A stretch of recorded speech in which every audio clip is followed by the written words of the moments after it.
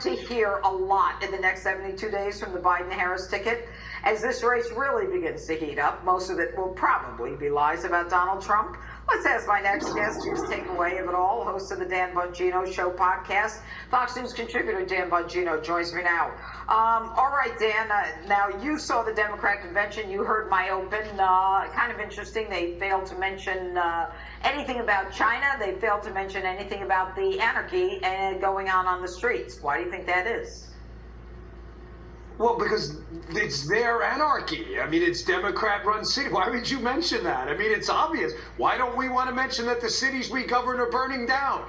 Because we govern them, and they're burning down. I mean, I get it. You're answering that kind of, you're asking me that kind of rhetorically, but that's why. But listen, the DNC, can we... Dan. Yeah, I know. I get it. I just like to mess with you, so even on your own show. But here's the thing. Can we cut through, like, the flog and stupid here? Because...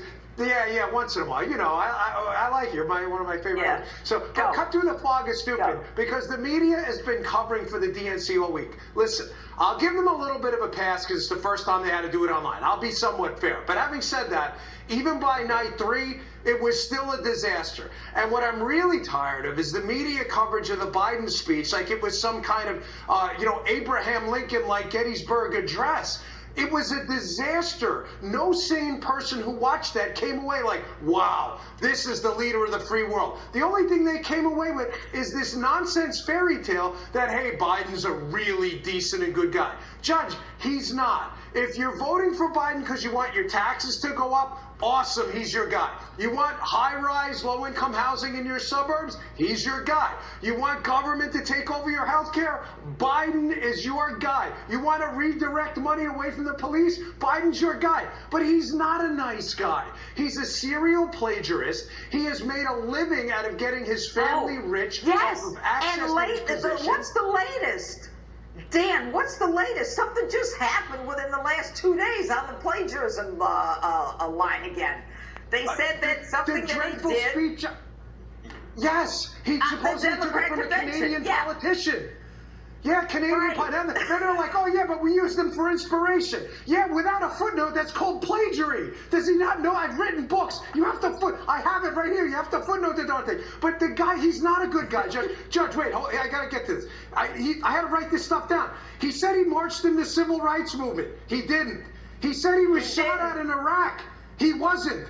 He said he was arrested trying to see Nelson Mandela. He wasn't. He said he finished at the top of his class in Syracuse Law School. He was 76 out of 85. This is not a good guy. I'm really sorry. You want your taxes to go up, he's your guy. If you're voting him because he's the character candidate, I'm really sorry, but I've got a box of air popcorn to sell you right now because there's nothing in that box. Yeah, but you know what? You left out something really important. He and AOC want to get rid of cows because of their flatulence. It makes me crazy. Don't you remember I can't fit it all in. I'm limited on time. I want to maximize my time on your show. Even with my list, I missed that one. I think I have a call for here. Where is it? Do we have time for the call for, guys? Go, quick.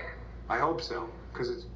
In order to keep the country running and moving and the economy growing and people employed, you have to fix the virus. You have to deal with the virus. So if the scientists say, shut it down? I would shut it down. I would listen to the scientists. All right, that's ABC World News tonight. That's an interview with Harrison Biden. I hear it's going to be out tomorrow night. Hey, isn't it great? He's ready to shut the economy down again. What do you say to that? I promise you this, and if I've ever said anything on this network that's resonated with anyone, that will be the single most damaging quote of this entire campaign. If you were not bankrupted before, and listen, I get it. We shut it down in the beginning. We didn't have a good grasp on the R naught on the virus, how contagious it was, how deadly it was. We now understand it, not fully, but enough. Locking it down now, you will bankrupt Americans, put fathers and mothers out of work. And they already went through this before, Judge. Some of them are just getting their sea legs under again. I promise you, take it to the bank. That will be the single most damaging quote of this campaign so far. Couldn't agree with you more, my friend Dan Bongino. Thanks so much. And are mayors of Democrat-run cities holding themselves to a different standard than regular people like you and me? We're talking about that and a lot more with Charlie Kirk and Leo Terrell. Back in a moment with them both.